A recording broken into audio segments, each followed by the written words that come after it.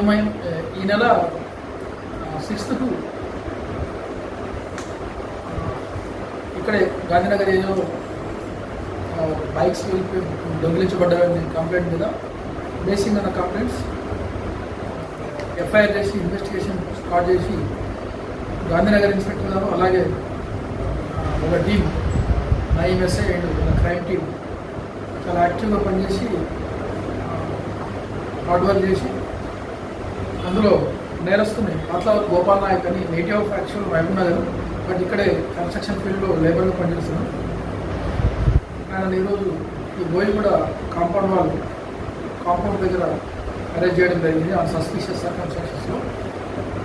PS తెచ్చి verify చేసి interrogation చేస్తే టోటల్ 4 బైక్స్ థెఫ్ట్ చేసేయడానికి కన్ఫ్యూజ్ చేశాడు. 4 బైక్స్ కూడా రికవరీ అయినాయి.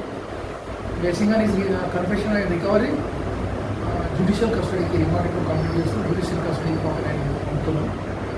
ఫర్దర్గా డీటెయిల్గా ఎంక్వైరీ చేసి ఇన్వెస్టిగేషన్ చేసి అతని మీద ఏమైనా ప్రీవియస్ క్రిమినల్ హిస్టరీ ఉందా, ఇంకేమైనా కేసెస్ ఉన్నాయని ప్రాపర్గా వెరిఫై చేస్తాం. చేసి కేసెస్ అని ఫైనల్ చేస్తాం.